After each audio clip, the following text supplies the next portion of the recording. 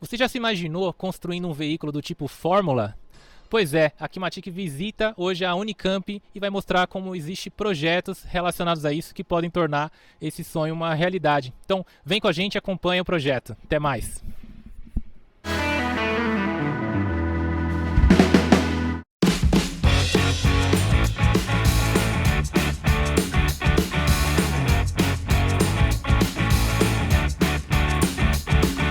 E vamos bater um papo com um dos vários membros que tem nessa equipe aqui, estão representando, para explicar para a gente como funciona o projeto que leva à construção de um veículo tipo Fórmula.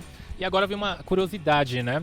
Vocês têm aqui na universidade uma bagagem incrível teórica, né, para levar para a oficina aqui, mas eu imagino que depois tem que colocar a mão na massa aqui para realmente chegar depois da parte de projeto, construir o veículo. Qual é o desafio, né? Por onde vocês conseguem buscar essa organização, conhecimento de construção de um veículo tipo Fórmula e chegar realmente no know-how para, na prática ali, estar trabalhando com o carro? Acho que a primeira coisa que eu tenho para falar é que começar um carro Fórmula do zero não é fácil. Essa é uma equipe tradicionalíssima na competição, então a gente tem muitos ex-membros que nos ajudam com isso. Mas para realmente começar o projeto existe muita base teórica, então é realmente ler muitos livros, assistir muitos cursos e estudar muito. Mas vamos dizer que colocar a mão na massa é bem desafiante.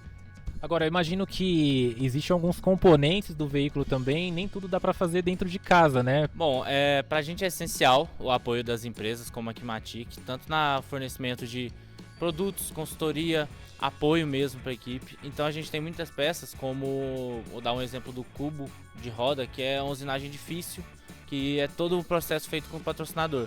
A gente envia o projeto para eles, eles avaliam e manufaturam para a gente. Bom, uma vez que o carro está chegando nessa etapa aí, já foi passado provavelmente por vários testes aqui em equipe, vocês devem rodar bastante, ir ajustando, entendendo isso. Vamos colocar isso em prova, né? E vocês têm algumas competições, uma competição importantíssima, né? Que leva o nome da equipe, que é o Fórmula SAE, né? O Fórmula SAE Brasil, que aconteceu inclusive agora em agosto.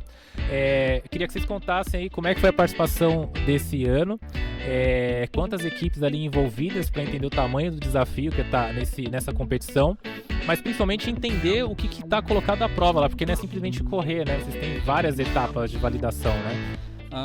A grande dificuldade da inspeção técnica é fazer um carro seguro, né? Então, tem vários requisitos que a gente deve cumprir para conseguir correr na competição. Então, claro, os juízes vão olhar o nosso carro, vão vistoriar tudo e isso que eu falo para a maioria das equipes que me perguntam isso. Antes de você fazer um carro com performance, você tem que fazer um carro que passe na inspeção técnica. E o carro aprovado na inspeção técnica, a gente também realiza as provas estáticas, que são provas de engenharia, onde a gente tem que apresentar para especialistas o nosso projeto. Então não é simplesmente fazer um carro do jeito que a gente quiser, sem planejamento, sem nada. A gente tem que realmente fazer um trabalho de engenharia, onde a gente projeta, simula, valida, vê o que está errado, vê o que está certo. E nessas provas estáticas, cada divisão vai ter uma pessoa, duas pessoas responsáveis por apresentar esse projeto para um especialista da área. Então segue de todas as áreas que a gente já citou da equipe, mas também de provas administrativas.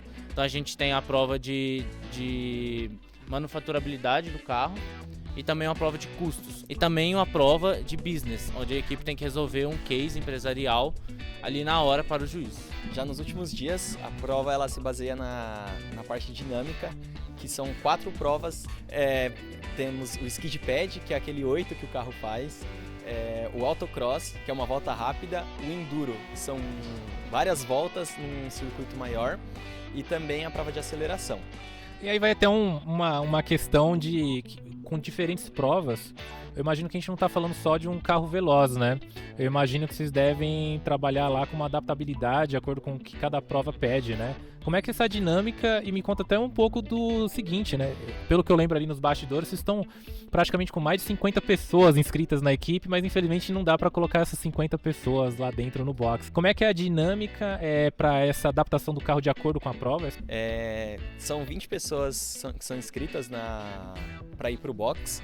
O box é quem vai basicamente apresentar as provas estáticas, vai também estar correndo atrás dos desafios da inspeção e fazendo os reparos do carro em geral. Mas basicamente são as 20 pessoas que estão mais integradas na equipe e é uma decisão um pouco difícil, todo mundo quer ir, só que a gente acaba escolhendo o que é o melhor para a equipe. É, bem isso que ele falou. E das provas, a gente tenta projetar um carro que principalmente seja confiável. Não adianta a gente fazer o carro mais rápido do mundo se ele não é confiável, se ele não consegue terminar a prova principal, que é o Enduro.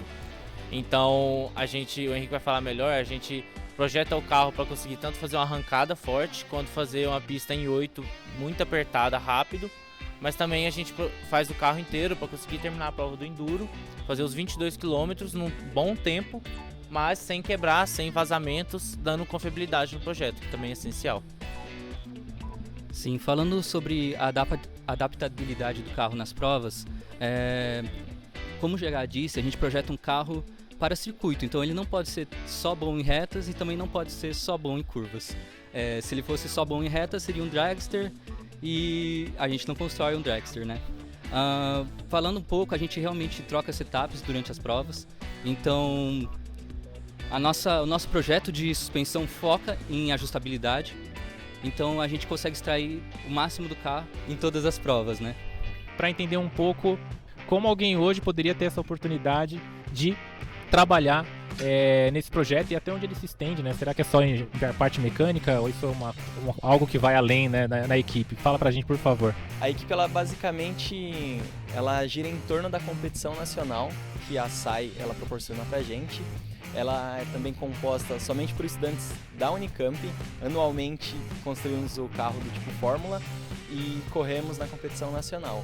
Como é que é um pouco da subdivisão dessa equipe, né? Eu imagino que tem muitas partes responsáveis para chegar na construção do veículo como um todo, né? Posso passar para você, Gustavo, para responder essa? A gente tenta trabalhar com a metodologia de empresa. Então nós temos o capitão, que é a figura máxima da equipe.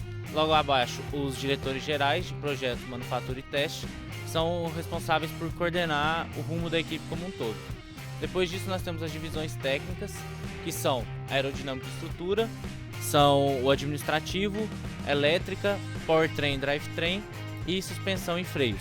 Essas divisões são as responsáveis de fato pela construção do carro, execução dos projetos, e cada dessas divisões tem os diretores, que somos nós, e os membros logo abaixo, que executam de fato essas tarefas. Gente, a gente fica por aqui. Foi um prazer falar com o Pedro, Gustavo, Henrique, e vamos seguindo em frente. Vamos conhecer um pouquinho mais das imagens finais do Fórmula aqui, conhecer um pouco da oficina do pessoal. Até mais, tchau, tchau.